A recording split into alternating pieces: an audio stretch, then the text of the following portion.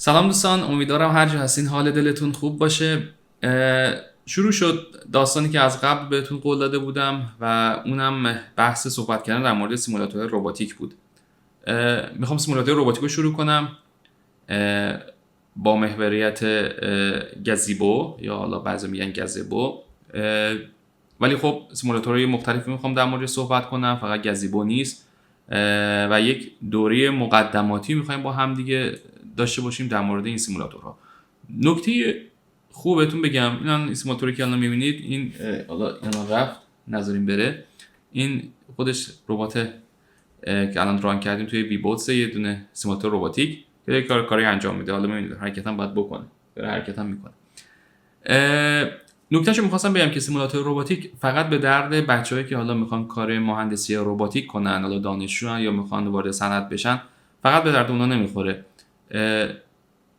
برای خیلی از مهندسای دیگه میتونه سیمولاتور رباتیک خوب کار کنه براشون، مخصوصا اونایی که میخوان محصولاتی درست کنن که دینامیک داره، حرکت داره، یعنی استاتیک نیستش. مثلا میخوان یه دونه تصمیم نقالی رو طراحی کنن که ببینن چطور حرکت میکنه، یا اینکه مثلا هر شیء دینامیکی که پویایی و حرکت داشته باشه، این سیمولاتورها به دردشون میخوره. مخصوصا شاید مثلا بچه‌ای که هستن توی مثلا مکانیک کار میکنن، بچه‌ای مثلا رشته مهندسی مکانیک توی دینامیک کنترل، مخصوصا بچه‌ای که توی این سیستما کار میکنن، این سیمولاتورها میتونه خیلی دید خوبی بهشون بده قبل اینکه بخوان اون پروداکتشون و محصولشون رو در واقع بسازن. میتونن رو همه چیز اینجا رو شبیه سازی کنن. این از این بخشه. میخواستم این نکته رو بهتون بگم. ممکن از الان بپرسین که راست به درد این کار میخوره یا نه. واقعیتش اینه که من نمیخوام توی این سیمولاتور رباتیک در مورد راست صحبت کنم. چرا؟ ممکنه که دو جلسه در موردش حرف بزنم چطور میتونیم با راست ارتباط برقرار کنیم با بعضی این سیمولاتورها، ولی هدفم راست نیست. یعنی صرفا ما با راست لازم نیست که از راست بلد باشیم که بخوایم با این سیمولاتورها کار کنیم، ولی خب میگم چطوری میشه با راست هم باشون کار کرد. دوره مقدماتی میخوایم شروع کنیم. دوره مقدماتی هم حالا اونایی که بچه‌ای که حالا ویدیوها رو تا الان دنبال کردن میدونن که من دوره مقدماتی برام بسیار مهمه. لغت اسمش لغت مقدماتیه، ولی خب میخوام به ریشه و اصل یک سری مفاهیمی بپردازم که شاید به این سادگی گیر نمیاد.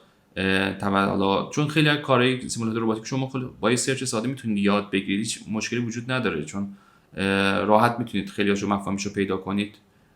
شاید هم نه،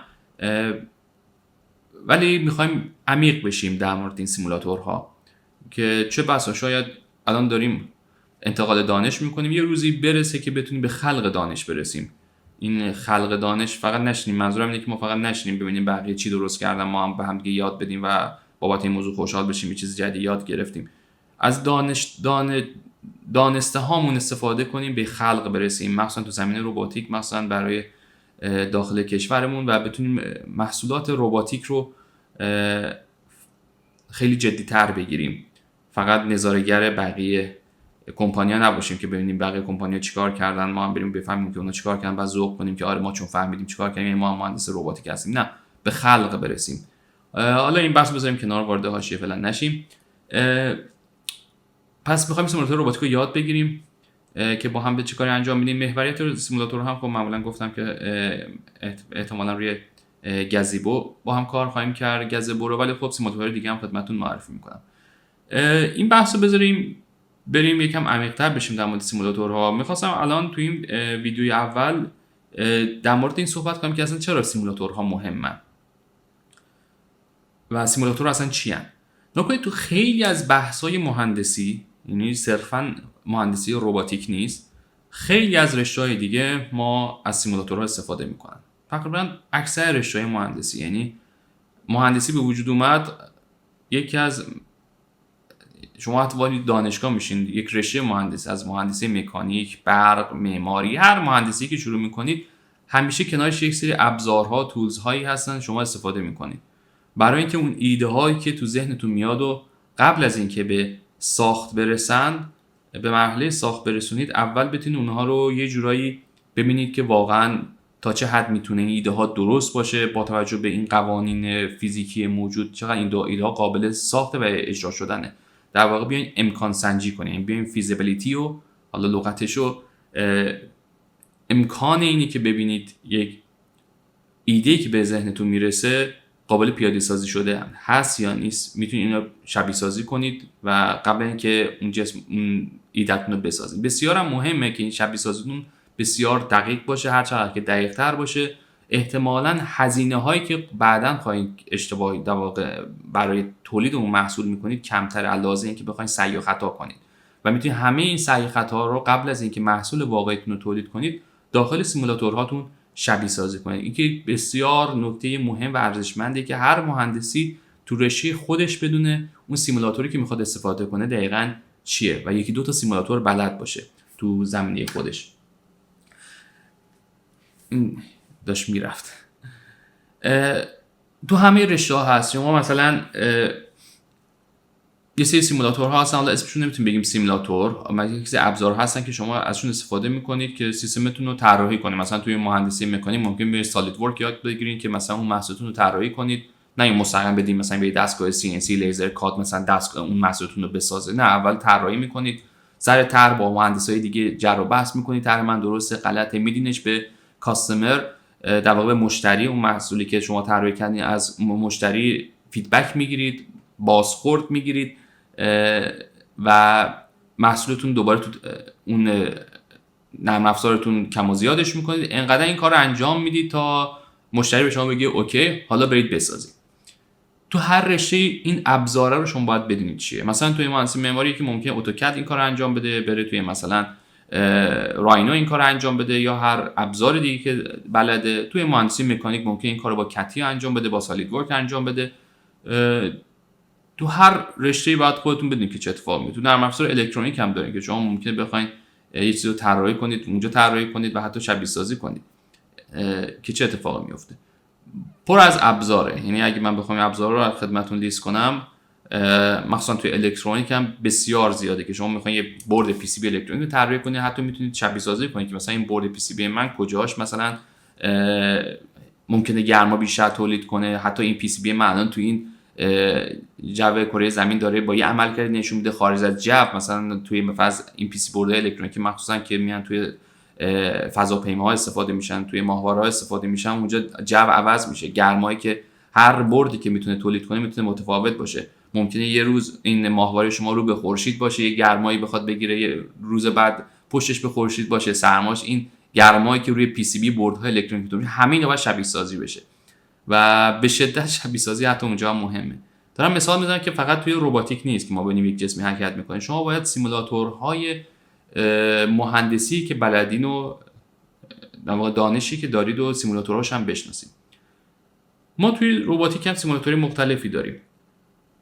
سیمولاتوری هستن که اوپن سورس هستن، سیمولاتوری هستن که شما باید پول بدین از اون کمپانی بخرین استفاده کنید. ولی خب سیمولاتورهای اوپن سورس یا نرم افزارهایی هستن که در واقع کدشون برای شما مشخصه، بسیار پرکار بردن.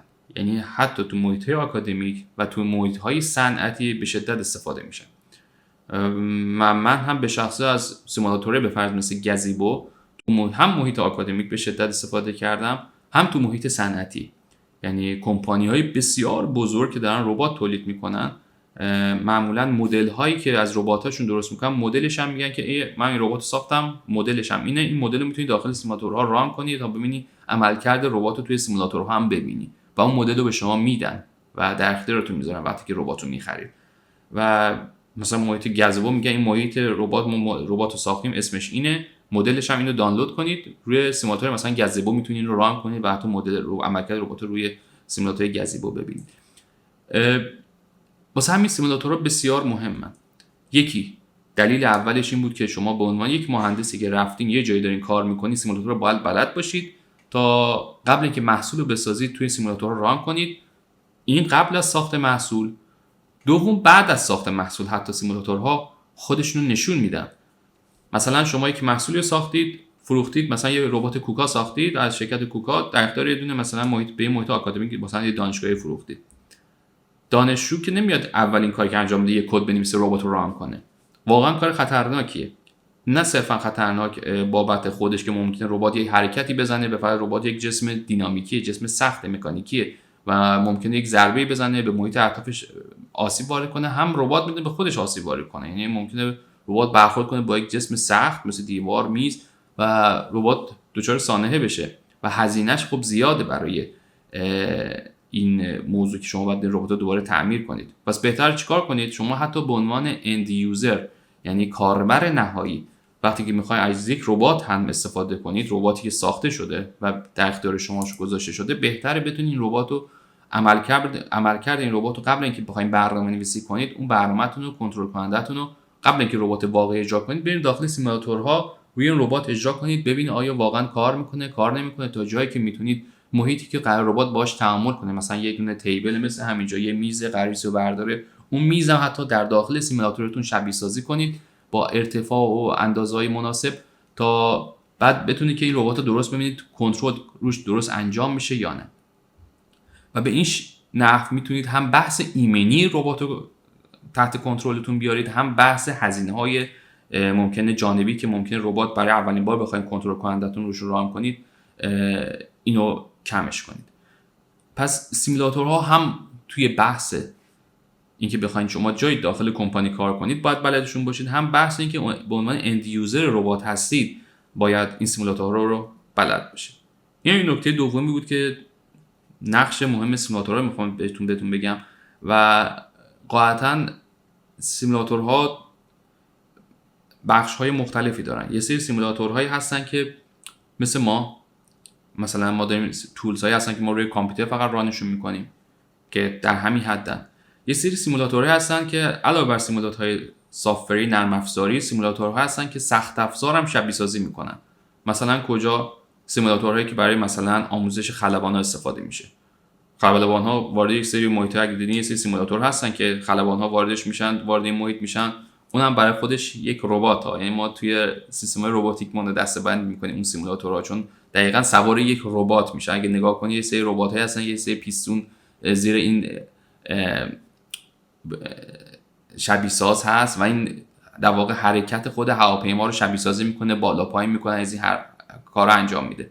اون هم برای ما یک ربات واقعیت موضوع اگه بخوایم بهش نگاه کنیم و دسته‌بندی میشه توی سیستم‌های رباتیک. انواع ربات‌های سری، موازی، حالا بعداً توی تئوری رباتیک دسته‌بندی اون ربات رو به شما میگم که تو کدوم از دسته‌بندی سیستم رباتیک ما قرار میگیره. سیمولاتور منظورم سیستم‌های هواپیمایی. میبینید که حتی سخت افزار هم تا یه حدی شبیه سازی میکنن و منجر میشه خلبان‌ها وارد اون کاکپیت بشه یا همون در واقع جایی که قرار هواپیما رو کنترل کنه و فرمان‌های کنترلیشو بده و ربات هم در واقع حالا بگیم اون سیمولاتور هم شروع میکنه حرکت کردن و طبق اون فرامین کنترلی اون ربات حرکت میکنه، در واقع داخل یک ربات نشسته و اون سیمولاتور سخت افزاری هم هست. پس علاوه بر اون که هم نرم افزارهای خود هواپیمایی که در واقع دیولپرها می‌نویسن داخل اون سیمولاتور اجرا میشه، ران میشه، خلبان هم اونجا میتونه مورد آزمایش قرار بگیره که ببینه خلبان میتونه عملکرد درستی داشته باشه تو محیط‌های مختلف و داستان‌های مختلف دیگه. و این انواع سیمولاتورها رو می‌خواستم یه دیدی بهتون بدم که میتونه هم به صورت نرم افزاری اجرا بشه هم سخت افزاری. ما تو این دوره می‌خوایم چیکار کنیم؟ تو این دوره قراره ما به سیمولاتور رباتیک بپردازیم. 3 تا سیمولاتور رو می‌خوام در مورد صحبت کنم. یکی گازیبوه، یکی ویبوتس، یکی هم کوپلیاسیم، حالا تلفظش هست، من بهش میگفتم ویره، حالا ورژن قدیمیش من استفاده می‌کردم دوره، حالا قبلا توی چند سالی ازش استفاده می‌کردم. می‌خوام در مورد این 3 تا سیمولاتور رو صحبت کنم. قاعدتاً محوریت تمرکز اصلی روی گازیبوه، چون شما احتمال زیاد گازیبو رو خیلی خواهید شنید، ولی با ویبوتس و ویرپ هم یه صحبتی می‌کنیم چون دوره مقدماتیه، خیلی نمی‌خوایم خیلی وارد عمیق وارد هر کدوم از اینا بشیم. قاعدتاً عمیق میتونید خودتون هم بشید، ولی خب این دوره مقدماتی وقتی حالا تموم کنید خودتون متوجه میشید دیگه. بقیه‌اش اینه که چقدر خودتون خلاقیت نشون میدید، چقدر میتونید کد بنویسید داخل هر کدوم از اینا، چطور میتونید باش. ولی خب میخواد چیزی که میخوام بهتون بگم اینه که مهم اینه که بفهمید چطور میتونیم با این سیمولاتور ارتباط برقرار کنیم، چطور میتونیم یه جسمی رو بسازیم، داخل این سیمولاتور رو واردش کنیم و چطور این جسم رو کنترل کنیم، حرکتش بدیم و باهاش ارتباط برقرار کنیم. و مثال‌های بسیار زیادی هم خود این سیمولاتورها از قبل طراحی شده داخلشون هست، میتونیم ازشون استفاده کنیم، هم میتونیم خودمون مثال اضافه کنیم و میخوایم هر دو رو ببینیم که چطور از بیس ما یک جسم کوچیکی رو درست کنیم، طراحی کنیم، وارد این سیمولاتور بیاریم و کنترلش کنیم و چطور میتونیم مثال‌های خود اینجا رو مثلا شرکت مثلا کوکا یا هر شرکت رباتیک دیگه مثلا رفته یه ربات داده، ما بتونیم اون مدلش رو پیدا کنیم داخل اینترنت یا داخل خود مثلا این سیمولاتور و از اون مدل‌ها استفاده کنیم، خود ربات هم اونجا کنترل کنیم. کارهای بسیار زیادی میتونیم انجام بدیم تو این دوره. نمیدونم چند تا ویدیو میشه، ولی خب این ویدیو اول مقدماتش بود. در ادامه میبینمتون.